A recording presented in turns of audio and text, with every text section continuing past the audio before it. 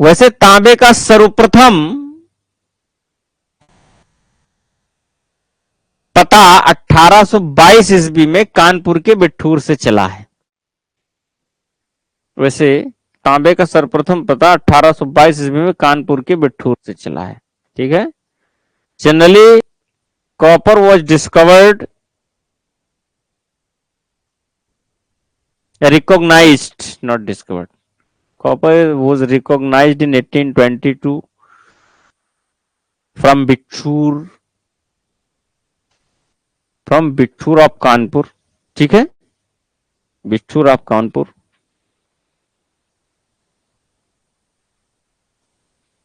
जबकि मध्य प्रदेश के गुंगेरिया से तांबे का सबसे बड़ा ढेर प्राप्त हुआ है।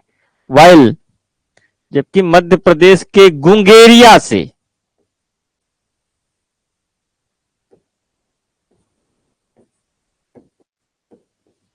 तांबे का सबसे बड़ा ढेर प्राप्त हुआ है। ठीक है। While the largest copper hoards were found from Gungeria of Madhya Pradesh. Largest copper hoards were found from Gungeria of Madhya Pradesh. Madhya Pradesh के गुंगेरिया से तांबे का सबसे बड़ा ढेर, ढेर समझ रहे हो, कॉपर होर्ड्स, कॉपर होर्ड्स प्राप्त हुआ है। जहां तांबे के साथ साथ चांदी की भी वस्तुएं मिली हैं। देखिए किसी बड़े क्वेश्चन में उसके एक अंश के रूप में लाइन पूछी जा चुकी है। वो मध्य प्रदेश का गुंगेरिया है जहां से तांबे के साथ साथ चांदी।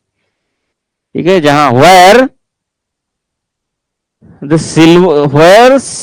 Silver also found with the copper.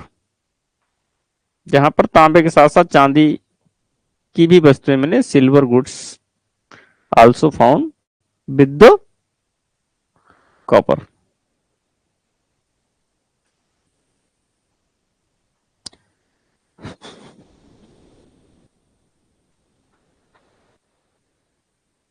हो गया लाइन चेंज। जहां जहां से कॉपर होर्ड्स मिले हैं, ताम्र ढेर मिले हैं, वहीं वहीं से एक विशेष प्रकार के मृद भांड मिले हैं।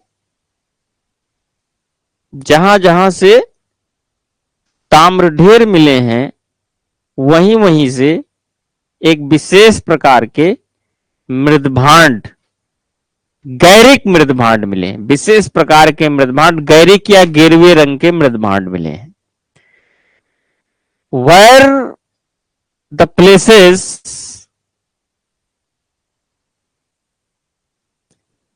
they are found the copper hoards were found, they are found the copper hoards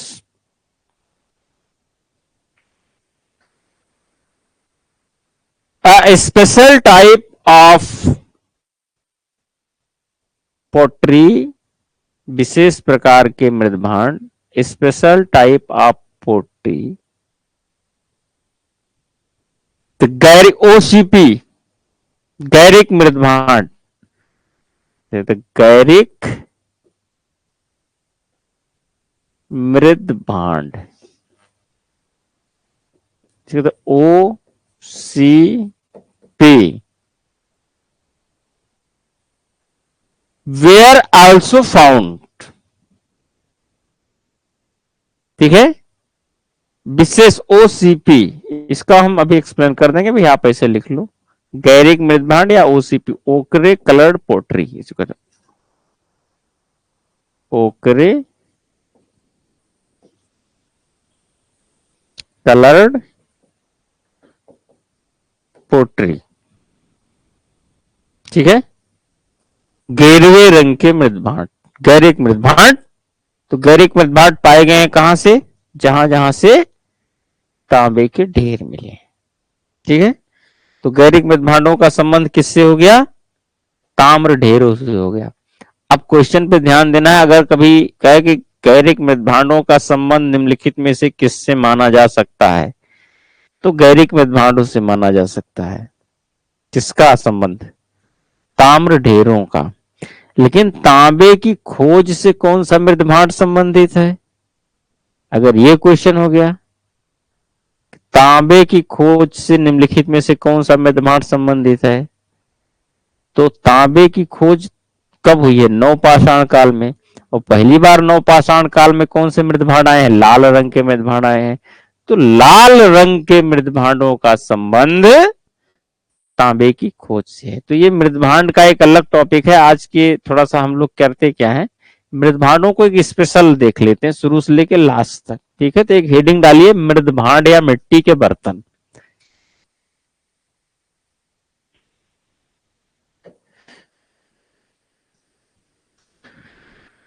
मृदभांड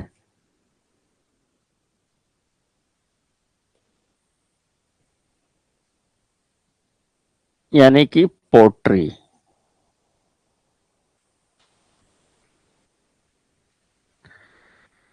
इसका मतलब है, मृदभांड मतलब मिट्टी के बर्तन, पॉट्स ऑफ क्ले, यानी कि इसका मतलब है मिट्टी के बर्तन। अब हम शुरू से उठाते एक चार्ट बनाते हैं, उस फ्लो चार्ट आप थोड़ा देख लीजिए।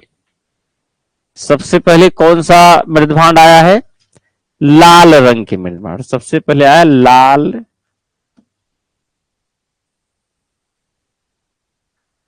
मृदभांड।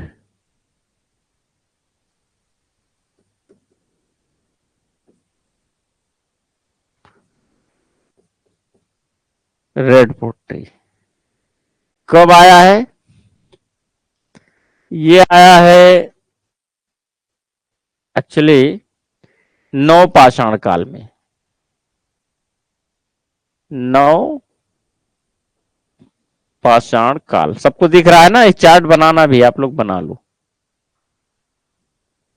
सर कॉपर होड्स है कि होड्स है बेटा? वहां से बहुत सारे मैंने लिखवा नहीं, क्या मिला है?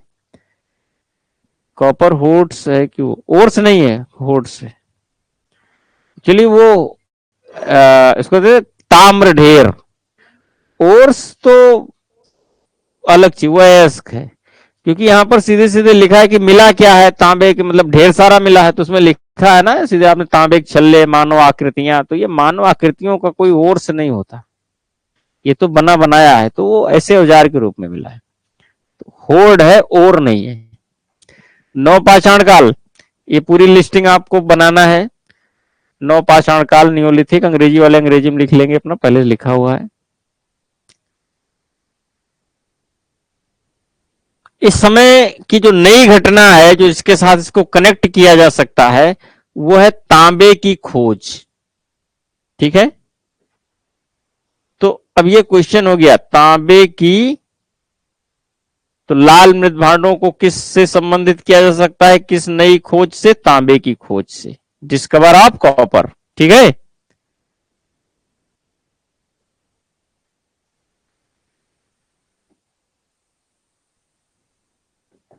इससे।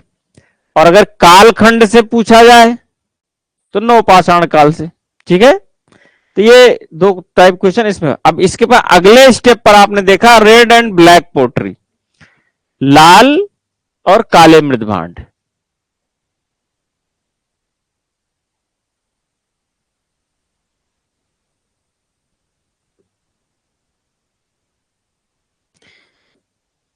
रेड एंड ब्लैक पोट्री, लाल और काले मृदभांड, ये एक्चुअली है तो ताम्रपाषाण काल की, कैल्कोलिथिक की। लेकिन ध्यान रहे ताम्रपाषाण काल के साथ ही साथ सिंधु सभ्यता चल रही है। तो अगर बहुत ही डिजाइंड और बहुत ही अपडेटेड, तो फिर इंडस वैली में चला जाएगा, या तो मालवा का वो स्पेशल पूछेगा सबसे उत्कृष्ट, तो वो अलग ही क्वेश्चन हो गया। ठीक है, तो ताम्रपाषाण काल या सिंधु घाटी की सभ्यता, Indus Valley, IVC, Indus Valley civilisation, इसको आप लोग समझ लीजिएगा। काफी शॉर्ट लिख दे रहा हूं। ताम्र पाषाण काल या इंडस वैली सिविलाइजेशन। तो कालखंड से संभावना कम पूछे जाने की, क्योंकि मैच कर रहा है लाल और काले में, हालांकि बहुत अपडेटेड अगर है तो वो फिर इंडस वैली का हो जाएगा, क्योंकि उसमें चित्रकारियां और ये सब बहुत सारी चीजें, लाल रंग पर काले रंग की चित्रकारी करके सीधे वो ताम्र पाषाण काल। संभावना कम है क्योंकि यहां पर कंफ्यूजन थोड़ा सा हो रहा है, दोनों के एक ही उत्तर, कालखंड एक है। वो प्रारंभिक और आरंभिक करके अगर पूछे तो फिर आपको पता चल जाएगा कि ये ताम्र पाषाण काल से रिलेट कर रहा है किससे, तो क्वेश्चन नेचर से पता चल जाएगा। लेकिन स्पेशल जो है यहाँ पर, जो लाल और काले मृदभांड है, ये इसका संबंध तांबे की खोज तो हो गया। अब अगला डिस्कवरी क्या है, अगली डिस्कवरी क्या है, कांसा।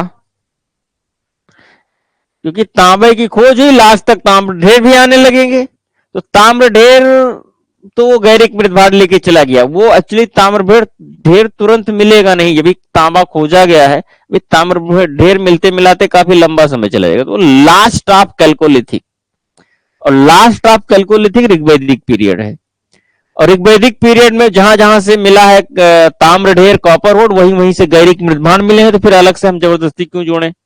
तो ताम्र ढेरों को तो हम गैरिक मृदभांड से जोड़ देंगे, कालखंड से जोड़ना होगा तो हम ऋग्वैदिक काल से जोड़ देंगे, या लास्ट ऑफ कैल्कोलिथिक। तो एकदम अपडेटेड क्या है, तांबे की खोज है या कांसे का आविष्कार है। अभी देखो इसको भी मैं अपडेट कर देता हूं, कांसे का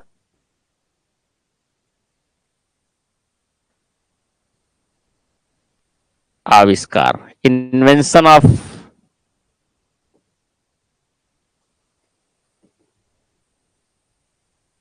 ब्रॉन्ज, इन्वेंशन ऑफ ब्रॉन्ज। कांसा, कांसा विशेषता किसकी है, इंडस वैली सिविलाइजेशन की।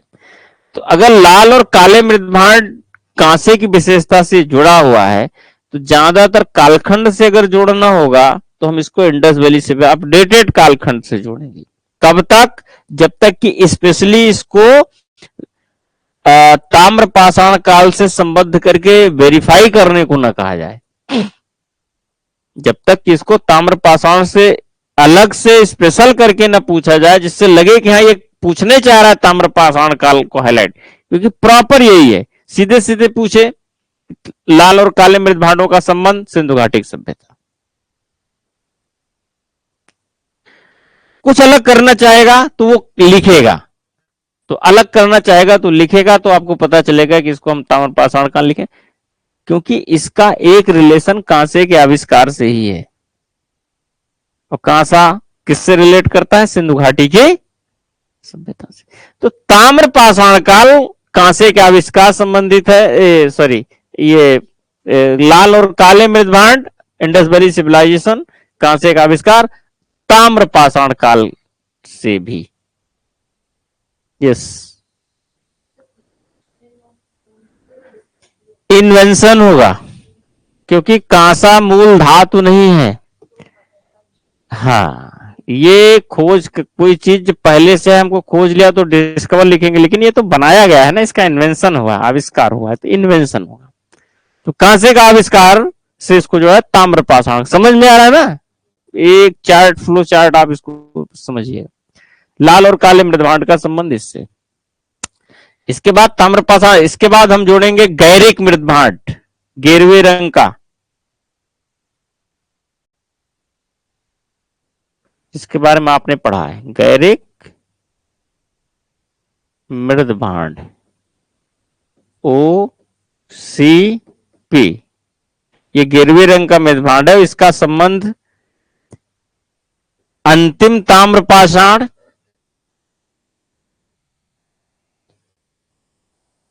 अंतिम ताम्र पाषाण या ऋग्वैदिक, क्वेश्चन पुटअप हो चुका है और ऋग्वैदिक के लिए हुआ है, ध्यान रहे, और होगा भी कभी तो ऋग्वैदिक के लिए ही होगा, क्योंकि ये last of chalcolithic, middle of chalcolithic, first of chalcolithic, ये सब बहुत है ना, ये गोलमोल टाइप के, ये है ग्रामीण संस्कृति। ग्रामीण वो संस्कृति होती है जो अपने अंदर बहुत सारे उद्भव उद्विकास को समेटे रहती है, उसमें बहुत सारे एवोल्यूशन हो सकते हैं, बहुत डायरेक्शंस निकल सकते हैं। उससे शहर बच सकते हैं, डेवलप्ड शहर बच सकते हैं, बेसिक शहर बच सकते हैं, टाउन्स छोटे छोटे बच सकते हैं, है ना। वो एक्चुअली अपने आप में कृषि फॉर्मेट में रह करके सारी सुविधाएं गांवों में भी, कि आप उसको गांव ही कहें लेकिन शहर से कम सुविधाएं ना रहे, ऐसे बहुत सारे गांव हैं आज के समय में। अच्छी सड़कें, है ना, बहुत सारी वहां भी अच्छी बिल्डिंग्स, वो तमाम सारी सुविधाएं जो शहर की हैं वो सब गांव में है ना। तो और फॉर्मेट उनका क्या है, गांव का ही है। तो ये थोड़ा सा गालमेल वाला, ये ऋग्वेदिक काल से रिलेट, लास्ट आप calculate by the way confuse करना चाहे तो ये लिखेगा, इसलिए मैंने आप लिखा मैंने ही है, ये बुक में तो ऋग्वेदिक ही लिखा है, सीधी सी बात है। तो अंतिम ताम्र पाषाण काल या ऋग्वेदिक काल से संबंधित है, और इसका संबंध है, इसका संबंध है ताम्र ढेर,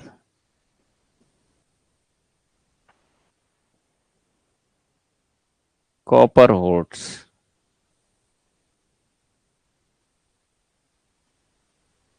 कॉपर होर्ड्स।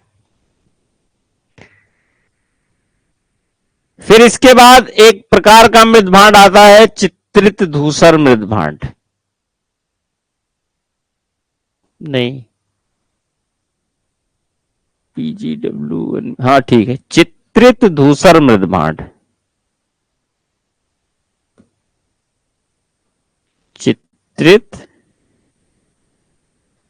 धूसर मृदभांड, इसको कहते हैं PGW, painting grey ware. Ware को भी, मिट्टी के बर्तन को भी वेयर ही कहते हैं, ठीक है, वेयर पोट्री दोनों है। चित्रित धूसर मृदभांड यानी पेंटिंग ग्रे वेयर। इसका कालखंड है ऋग्वेद का अंतिम, ठीक है। तो एक मिनट, ऋग्वेद के अंत में आया है ये, ऋग्वेद में रहा नहीं, जो लास्ट में आएगा तो वो फिर तो अगले पीरियड में जाना जाएगा ना। तो इसका संबंध है उत्तर वैदिक पीरियड, इसका संबंध है उत्तर वैदिक काल, लेटर वैदिक, ठीक है, कह लो, या ऋग्वेद का अंत। ये हम लिख दे रहे हैं केवल सरल बनाने के लिए इसको, कि थोड़ा सा और उसको वो करना चाहे, तोड़ना चाहे तो फिर इस रूप में ही तोड़ सकता है, इससे ज्यादा नहीं तोड़ा जा सकता इसको। तो उत्तर वैदिक या ऋग्वेद का अंत।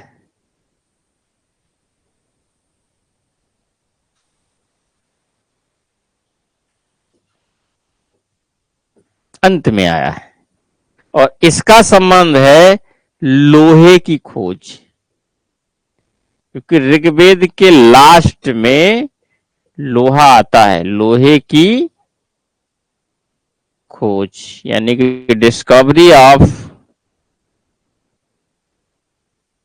Discover of iron.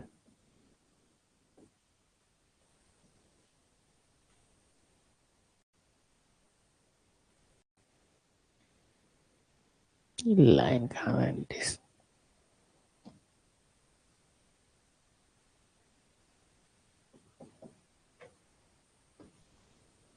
Discover of iron, ठीक है, लोहे की खोज। लोहा आया है लास्ट में, 1000 BC में पहली बार लोहे का पता चला है। कहां से? एटा जिले की तरंजी खेड़ा से पता चल। ऋग्वेद में अगर कोई कहे लोहा है, भाई नहीं है, लोहा उत्तर वैदिक काल में, ठीक है। उस समय चूंकि जब वो लास्ट में आया तो उसी समय यह आया है, तो इसका लोहे की खोज से संबंधित है इसका, ठीक है, ओके। इसके बाद एक मृदभांड आया है, वो है उत्तरी काली पालिश वाले मृदभांड, उत्तरी काली पॉलिश वाले मृदभांड,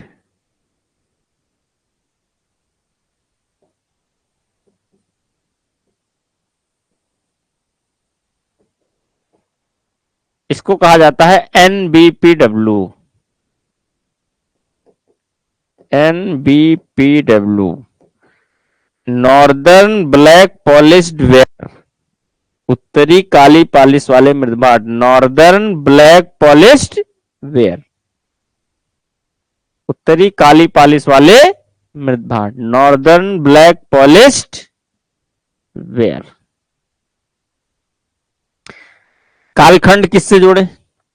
उत्तर वैदिक काल में तो वो है PGW, लेकिन उसी के जस्ट लास्ट में आता है तो वो माना नहीं जाएगा। इसका संबंध है वैदिकोत्तर, दो तीन काल है, मैं कई चीजें यहां पर लिखूंगा क्योंकि इसमें बहुत है।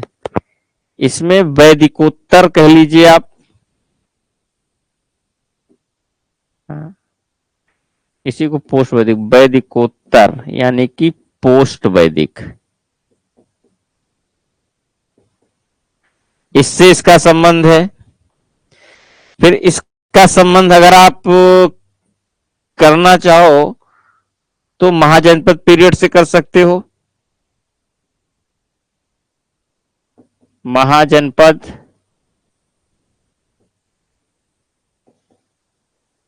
इस पीरियड से इसका संबंध है, महाजनपद काल से। फिर इसका अगर आप संबंध करना चाहो तो rise of Magadh, rise of Magadh, Magadh का उत्कर्ष, राइज ऑफ मगध नहीं, मगध का उत्कर्ष, इससे आप कर सकते हो। ठीक है। फिर इसका संबंध अगर आप कर सकते हो तो और क्या चीज हुई है, जैन और बौद्ध के उदय से कर सकते हो। ठीक है।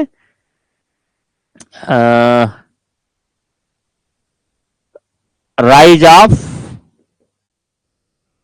जैनिज्म, अब उसमें से कोई भी एक को रखना चाहे रख सकता है, इतने ऑप्शन हो सकते, जैनिज्म एंड बुद्धिज्म।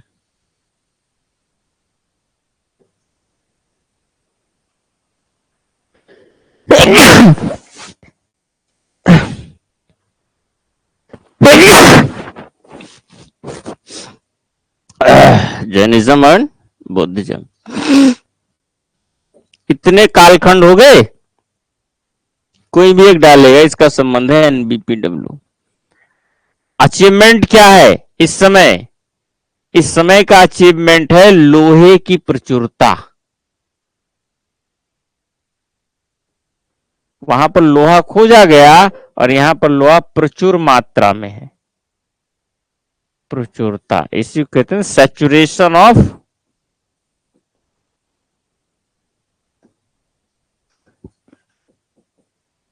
आयरन, लोहे की प्रचुरता, सैचुरेशन ऑफ आयरन। ठीक है। तो उपलब्धि है लोहे की प्रचुरता। कालखंड इतने हैं, वैदिकोत्तर छोटा मोटा काल नहीं है। एक काल हम लिखना भूल गए, सब समेट के अगर लिखना चाहो वैदिकोत्तर को तो चलिए मैं यहां लिख दे रहा हूं अथवा करके, वो है सूत्र काल, क्योंकि इस पीरियड को सूत्र काल भी कहा जाता है, सूत्र पीरियड। ठीक है। सूत्र पीरियड, सूत्र काल, वैदिकोत्तर में जो चीज पढ़ते हम लोग सूत्र काल के रूप में भी पढ़ते। ठीक है। सूत्र में स्मृतियां हैं, पुराण हैं, वेदांग है, उपवेद है, यही सब पढ़ते हैं और क्या पढ़ते हैं। और एक चीज अगर इस पीरियड में और द्वितीय नगरीय क्रांति, पहली नगरीय क्रांति तो सिंधु घाटी की सभ्यता है, और दूसरा चीज कहना चाहो तो कह सकते हो द्वितीय नगरीय क्रांति।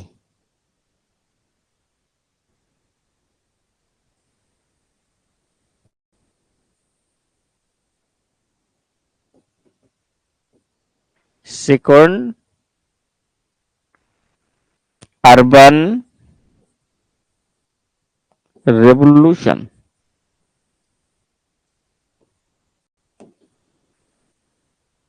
इससे भी जोड़ के प्रस्तुत किया जा सकता है। ये सब अपने आप में एक एक कॉन्सेप्ट है, जितना मैंने शॉर्ट में किया है। ठीक है, तो ये मृदभांड का ये एनबीपीडब्ल्यूए का है, कंप्लीट लिख लीजिए।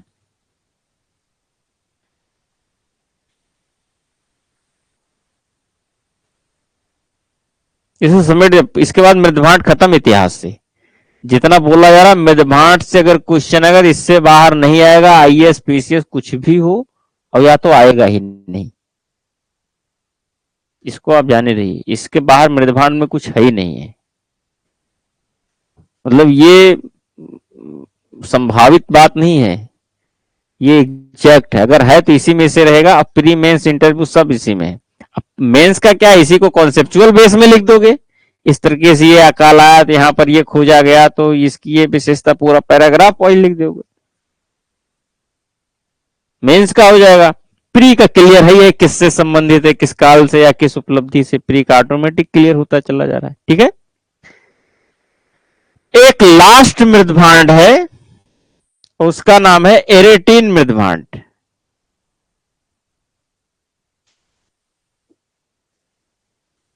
एरेटीन मृदभांड, एरेटीन, एरेटीन पोट्री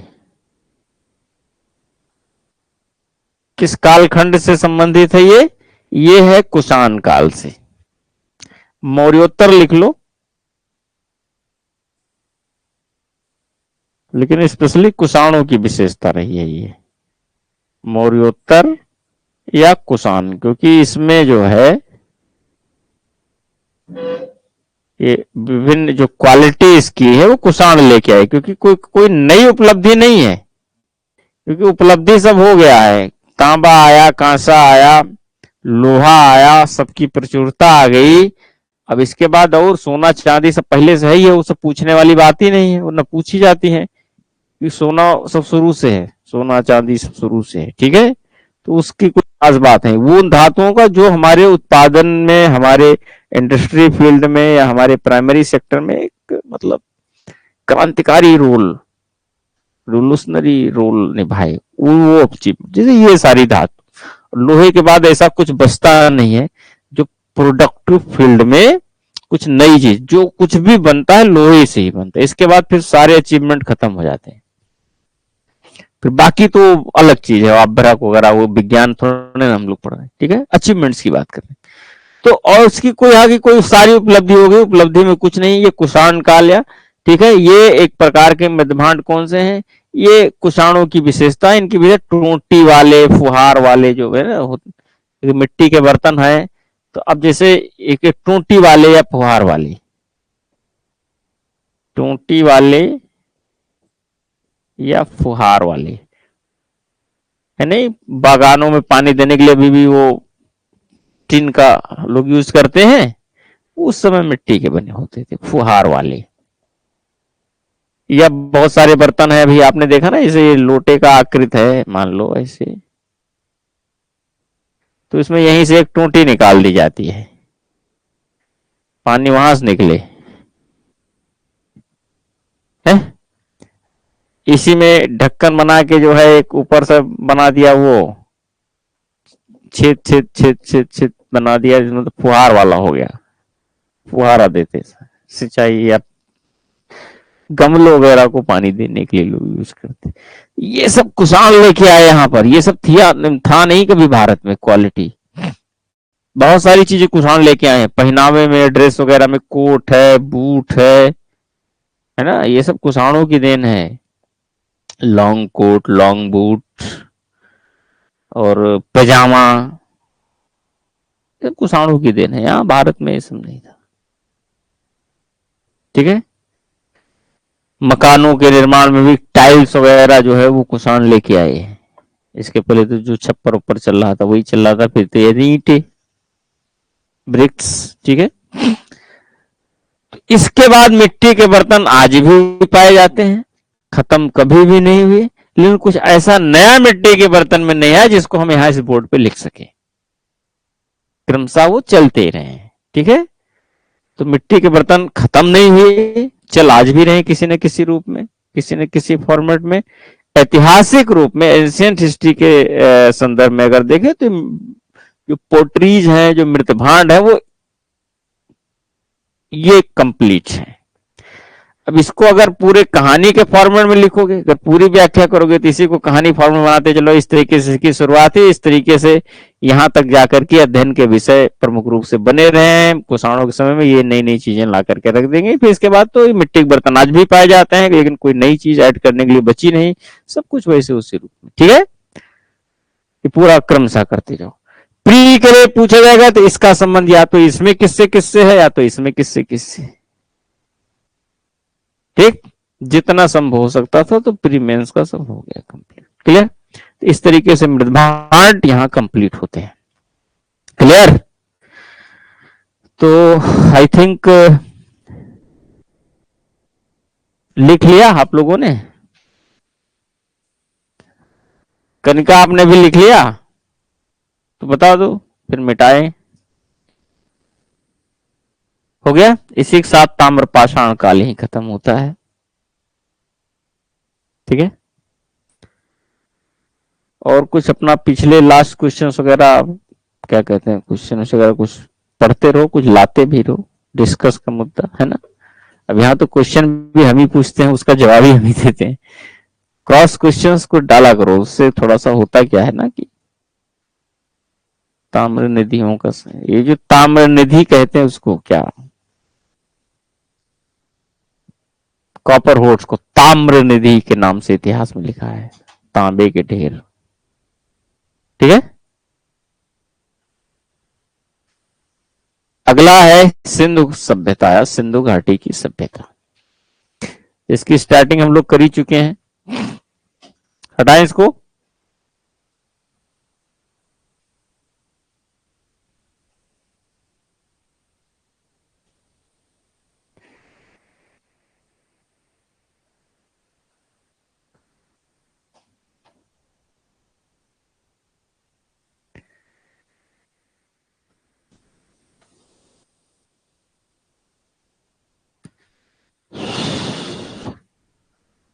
सिंधु घाटी की सभ्यता,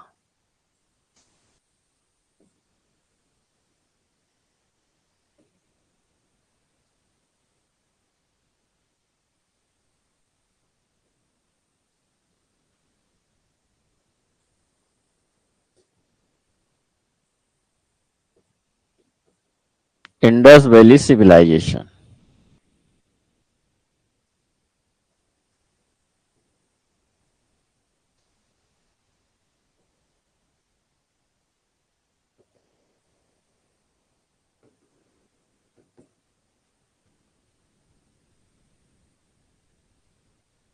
ठीक है।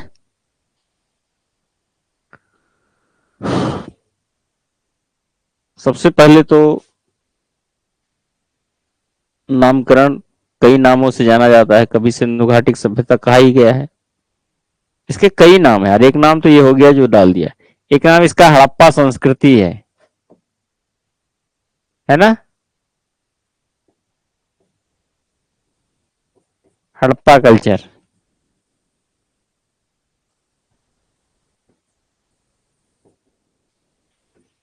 फिर इसका एक नाम है कांस्य युगीन संस्कृति, कांस्य युगीन संस्कृति। ये सब इसकी विशेषता प्रकृति के कारण है। Bronze aged culture. फिर इसका एक नाम है प्रथम नगरीय क्रांति, प्रथम नगरीय क्रांति, फर्स्ट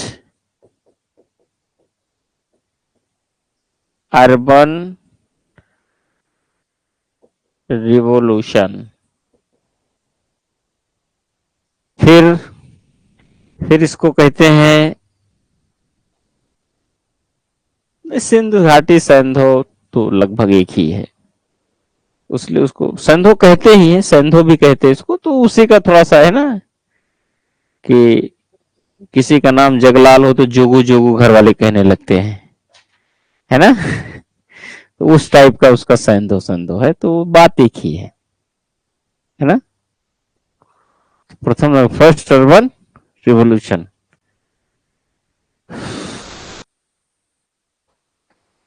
फिर इसको कहते हैं, यूनानियों ने इसका एक नाम रखा है सिंडन।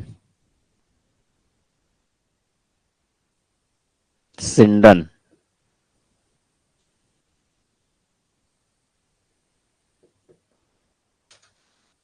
कपास के कारण, क्योंकि वो कपास को सिंडन, सिंधु कपास यहां से वहां जाता था, तो कपास की चूंकि बड़ी विशेषता थी, कपास का एक बड़ा रोल था, तो इसलिए उस सिंधु के ज्यादा सिंधु, अच्छा सिंधु को सिंध, सिंध से हुई सिंडन, तो सिंध से आने वाली वो कपास, तो कपास के कारण।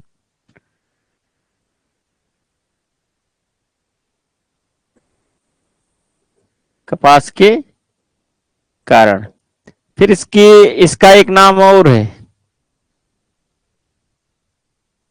सिंधु सरस्वती सभ्यता। वो सबसे प्रमाणिक नाम, अगर कोई मान लो प्रश्न आए, मान लो कि हमको लगता है यूपी पीसी से पूछ भी चुका है, सिंधु सरस्वती सभ्यता।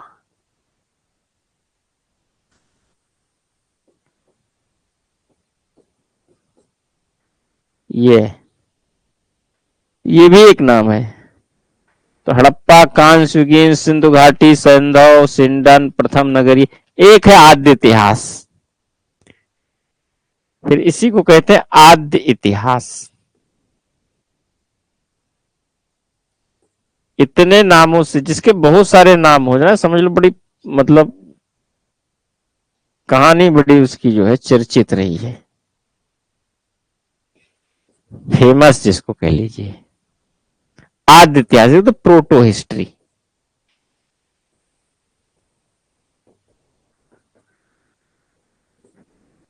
सिंधु सरस्वती, वो तो सेम चीज है, इसमें कुछ नहीं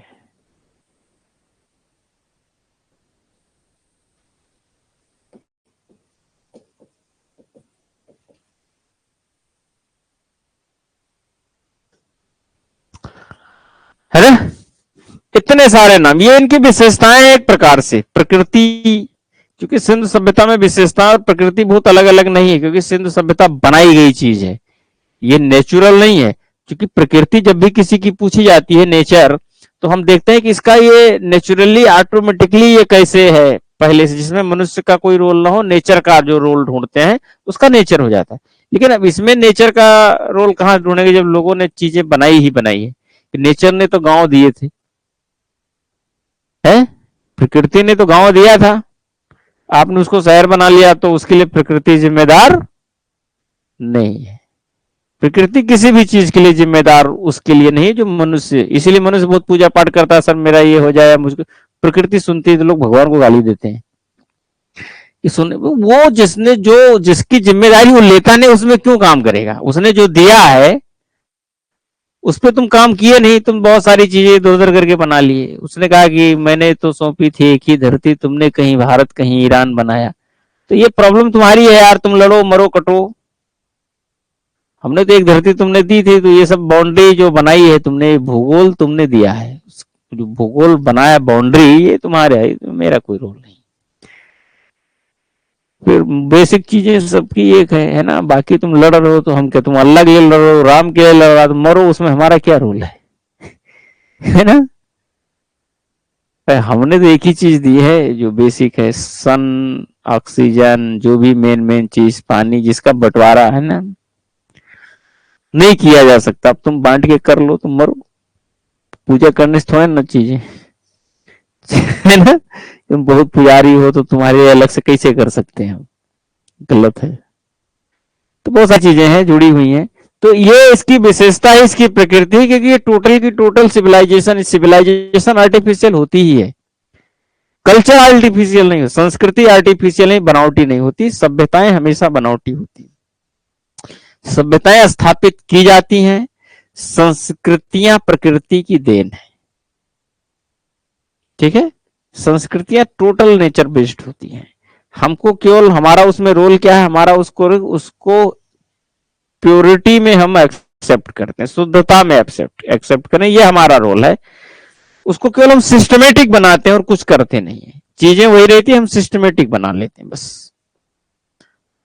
तो जाने दो। तो सिंधु घाटी की सभ्यता इसलिए कहा जाता, मैं थोड़ा सा इसे हल्के में, क्योंकि आज समय 10:30 तक का ही मिला हुआ है, तो मैं व्याख्या कर दूंगा, आप लोग लिख लीजिएगा अपने हिसाब से, इतना न लिखने लग याद भी रहेगा कि बताऊंगा। तो सिंधु घाटी की सभ्यता इसलिए क्योंकि इसकी शुरुआत सिंधु नदी और उसकी सहायक नदी घाटियों से हुई। बेसिकली सबसे पहले जो खोजा गया स्थल था वो हड़प्पा था। हड़प्पा रावी नदी के तट पर स्थित है। अब चाहे सिंधु नदी, देखो मेन जो नदी है वो सिंधु है। सिंधु की बहुत सारी सहायक नदियां हैं, सिंधु, झेलम, चिनाब, रावी, सतलज, ब्यास, सरस्वती, ये सब 7 नदियों का पूरा क्षेत्र है। ठीक है, जो उधर जम्मू कश्मीर से शुरू होती है, उधर सिंध वाला पूरा लपेटते हुए पंजाब, पूरा पाकिस्तान वाला भारत का पूरा लेते हुए पंजाब, फिर सिंध वाला पूरा प्रांत लेते हुए, फिर इधर हरियाणा और समथिंग राजस्थान का पूरा भाग लेते हुए कवर करती हैं। ठीक है, इतना हिस्सा है। राजस्थान का पूरा नहीं तो कम से कम उत्तरी और मध्य पूरा तो लेके जाती ही है, पश्चिमी पूरा राजस्थान। ठीक है, तो ये जो पूरा क्षेत्र है ये सिंधु घाट, ये एक्चुअली क्या है कि सिंधु और उसकी सहायक नदियों द्वारा बनाए गए क्षेत्र है। मेन नदी सिंधु है और बाकी सब सिंधु सहायक नदियां वो नदियां होती हैं जिसमें अन्य नदियां आकर के मिल जाए। जैसे कि ये सिंधु नदी है, यहां से निकली है, इसे आकर के यहाँ अरब सागर में मिल जाती है। इसकी सहायक नदी है सिंधु, झेलम, फिर चिनाब, रावी, सतलज, फिर एक नदी यही सतलज की ही सहायक है, वो जाके उसे ब्यास है ना, फिर एक नदी सरस्वती, एक नदी इसकी द्वती। अब ये भी जाकर के इधर मिलनी चाहिए, शुरू में मिलती होगी, उस समय थी, सिंधु के समय में जाके मिली है, बाद में लुप्त हो गई है यहीं कहीं बीच में। ठीक है, तो सब सहायक नदियां हो गई उसकी। तो ये पूरा क्षेत्र हो गया कि नहीं हो गया। तो इसमें जो मेन नदी सिंधु है, फिर इसी के नाम पर सिंधु घाटी, सिंधु और उसकी सहायक नदी घाटियों में बेसिकली इसके साइट्स पाए गए और सबसे ज्यादा साइट पाए गए, तो ये सिंधु घाटी की सभ्यता हो गई। तो एक नाम चलो समझ में, सिंधु सभ्यता इसलिए कहते हैं क्योंकि इसका जनरल पुकारने वाला नाम हो जाता घरेलू टाइप का, सिंधु सिंधु घाटी, सिंधु घाटी, सैंधो सैंधो लोग कह देते हैं, जैसा कि मैंने अभी बताया आपको। इसको हड़प्पा संस्कृति इसलिए कहते हैं। अब इस पे क्वेश्चन पुटअप हो चुका है कि सिंधु घाटी सभ्यता को हड़प्पा संस्कृति भी कहते हैं, क्यों, मतलब नाम, रीजन।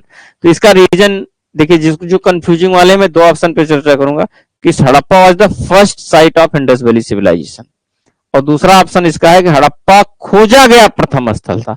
तो खोजा गया प्रथम स्थल था, पहला स्थल है ये आप कंफर्म नहीं कह सकते, क्योंकि इत्तेफाक से वहां पर चार्ल्स मिशन वगैरह गए, खोज लिया गया।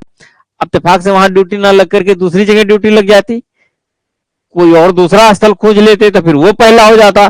तो फिर एग्जैक्टली आप ये नहीं कह सकते कि Harappa was the first site. No, Harappa was not the first site but discovered first site.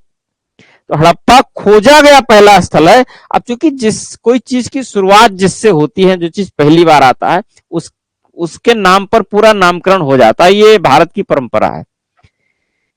एक रिकॉग्नाइजेशन उसके नाम पर की जाती है, क्योंकि जैसे हड़प्पा आया, फिर हड़प्पा आया तो उसने एक आइडिया दिया कि फिर ऐसी बहुत सारी चीजें हो सकती हैं, और उसके द्वारा दिए गए आइडिया पर ही बहुत सारी इसकी खोज हुई। तो हड़प्पा के कारण ये पूरा इतना बड़ा सिविलाइजेशन जो है डिस्कवर किया गया और फिर स्टेब्लिश किया गया, उसको ला करके इनलाइट किया गया और पूरा उसकी एक हिस्ट्री बनाई गई, लिस्टेड की गई। ठीक है, तो इस सबके लिए जो जिम्मेदार कारक है वो हड़प्पा, इसलिए क्योंकि उसके कारण ही हुआ है तो उस कारण को जिंदा रखते हैं, इसलिए इसको हड़प्पा संस्कृति। इसका जो एग्जैक्ट आंसर है, क्योंकि हड़प्पा खोजा गया पहला स्थल था। इसके बाद कांस्य युगीन संस्कृति, तो कांसा वो धातु है जो प्राकृतिक नहीं है, नेचुरल नहीं है, ये खोजा नहीं गया है, ये बनाया गया है। अब बनाने में लगती है टेक्नोलॉजी। अब चूंकि कुछ भी नया वैज्ञानिक रूप से टेक्नोलॉजी अगर इजाद सिंधु लोगों ने करी है तो कांसा बनाने की करी है, ये बहुत बड़ी उपलब्धि है। तो चूंकि कांसा सबसे पहले सिंधु लोगों ने बनाया और एक बहुत बड़ी उपलब्धि है भाई इस फील्ड में, इसलिए जो है इसको कांस्य युगीन संस्कृति भी कहते हैं। क्योंकि ये credit to invention of bronze goes to in favour of Indus Valley people of Indus Valley civilisation. तो इसलिए जो है इसको कांस्य युगीन कहते हैं, क्योंकि कांसा भी एक बड़ा परिचय है सिंधु घाटी की सभ्यता का, ठीक है, और क्रांतिकारी परिचय है, नो डाउट। तो इसलिए इसका नाम, अब इसको तो प्रथम नगरीय क्रांति। अब प्रथम नगरीय क्रांति कहने में कोई हर्जा नहीं है। कारण क्या है कि क्योंकि देखो, जब सिंधु घाटी की सभ्यता प्रकाश में आई और बहुत सारे स्थल खोजे गए, प्रोटो हिस्ट्री है जी, प्रोटो हिस्ट्री आदित्य है, सही।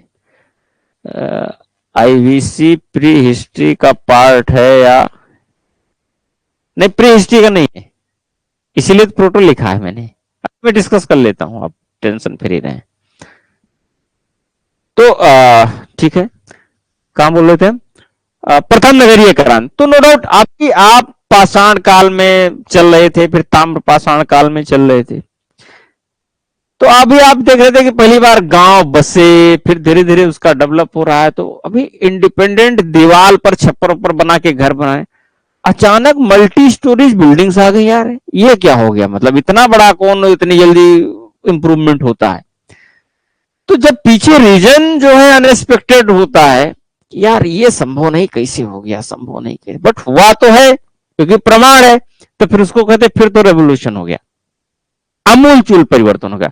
तो इसी कारण, चूंकि अभी आप बहुत ज्यादा से ज्यादा इमेजिन कर सकते थे, तो ये इमेजिन कर सकते थे कि भाई अभी गांव बस रहे हैं, फिर गांव विकसित हो रहे हैं, तो पहली बार इंडिपेंडेंट जो है मिट्टी के दीवार पर घर वर बनाए गए, छप्पर।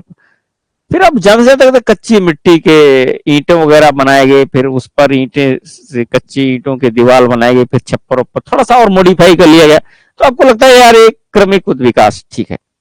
पक्की ईंटें, फर्श, फिर मल्टी स्टोरी बिल्डिंग, हड़प्पा वगैरह में लगभग लगभग 2 मंजिले मकाने मिले हैं। तो फिर कहते हैं यार ये इतना बड़ा इंप्रूवमेंट कैसे? तो जो पीछे का जो लॉजिक होता है उस पर कई लोग अपना मत देने के लिए स्वतंत्र हो जाते हैं, क्योंकि फिर एक अनएक्सपेक्टेड चीज होती है ना, वो फिक्स चीज नहीं होती है, क्योंकि लोग विश्वास नहीं कर पाते। तो ऐसे को तो आप अगर प्रगतिशील है, प्रगति के मुद्रा मतलब प्रोग्रेसिव अचीवमेंट है, तो आप क्रांति ही कहोगे, ठीक है। तो चूंकि पहली बार इतने बड़े पैमाने पर नगरों का उद्भव हुआ, आविर्भाव हुआ, जो अनएक्सपेक्टेड था, उसके पीछे की रीजन्स अनएक्सपेक्टेड थे, उसके पीछे की टेक्नोलॉजी अनएक्सपेक्टेड थी, और लेकिन हुआ तो हुआ, प्रमाण है। तो so it is called also by the name of first urban revolution in the Indian history. इसलिए इसको इंडियन हिस्ट्री में प्रथम नगरीय क्रांति कही जाती है। इसके बाद सिंडन, इसको कपास के कारण यूनानी लोग इसको कहते थे, ग्रीक्स लोग इसको, क्योंकि देखो उधर कपास का बड़ा इंपॉर्टेंस है, क्योंकि कपास वपास उधर होता है नहीं, खेती होती उतना होती नहीं।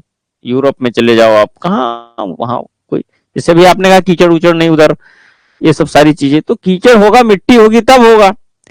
अब मिट्टी नहीं तो कीचड़, पत्थर है, ये है, पहाड़ है, पहाड़ी है, बर्फ है, वहां कहाँ आप कीचड़ ढूंढ रहे हो? तो कोई ऐसा फर्टाइल फील्ड नहीं है जो एग्रीकल्चर के लिए सूटेबल हो। तो उसमें से बहुत सारी चीजें अपने हिसाब से, लेकिन जहां तक कॉटन की बात है, तो कॉटन भी लोगों के जीवन में एक क्रांतिकारी परिवर्तन लाने के लिए जिम्मेदार कारक है, रिस्पॉन्सिबल फैक्टर। क्योंकि कपड़े पहनना सभ्यता की ओर बढ़ने में बहुत बड़ा सहायक, यानी बहुत हेल्पिंग स्टेप है।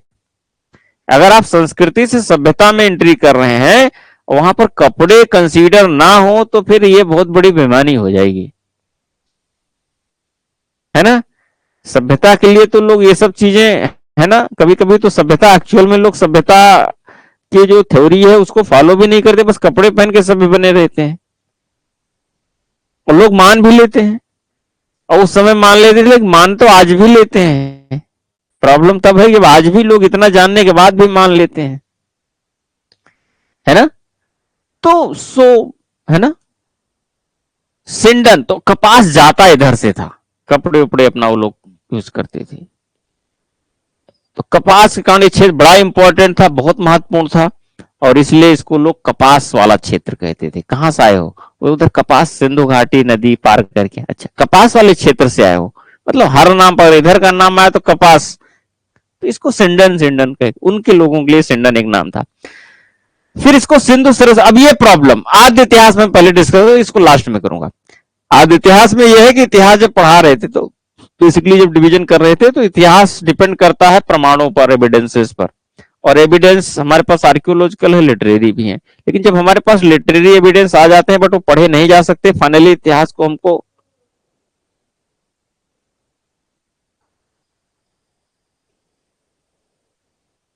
कौन सर बुला रहे हैं? सुन लो बस, इसे क्लास छोड़ने वाले हैं, 2 मिनट में लगेगा। आप सुन लो जाके, तब तक हम बोल रहे हैं, बता नहीं है, 2 मिनट लगेगा, मैं छोड़ ही रहा हूँ क्लास। तो ये फिर पढ़े नहीं जा सके, तो प्री हिस्ट्री से हट तो गए, क्योंकि प्री हिस्ट्री में तो केवल आर्कियोलॉजिकल प्रूफ है, लिटरेरी है नहीं। लेकिन यहाँ पर लिटरेरी है, पढ़े नहीं जा सके, तो अगले स्टेप, नेक्स्ट स्टेप पर ये खड़े हुए हैं। तो प्री हिस्ट्री के तो नहीं है, ठीक है, प्री हिस्ट्री के नहीं है ये, बट प्रोटो हिस्ट्री ऐसे इतिहास कहा जाता है, आद्य इतिहास कहा जाता है, जो भी एक्चुअल में इतिहास भी नहीं है, क्योंकि एक चीज पढ़ी नहीं, क्लियरेंस नहीं बन पा रही है, लेकिन वो पिछला भी नहीं है। तो प्रोग्रेसिव हिस्ट्री को हम आद्य इतिहास कहते हैं एविडेंस के अकॉर्डिंग। तो इस हिसाब से एविडेंस के अकॉर्डिंग प्रोग्रेसिव हिस्ट्री है, और इसलिए आद्य इतिहास है, क्योंकि आद्य इतिहास वहां पर जहां पर हमारे पास रिटन एविडेंस होता है बट वो पढ़े नहीं जा सकते, वो है, इसके लिए यही है, क्योंकि लिपियां मिली सिंधु घाटी की सभ्यता में। अब आते हैं सिंधु घाटी की सिंधु सरस्वती सभ्यता। मामला यहां पर यह है, ये एक बार यूपी पीसीएस पूछ चुका है, ये भी पूछा जा चुका है, ये भी पूछा जा चुका है। हाँ जी, हाँ जाना है। हाँ तो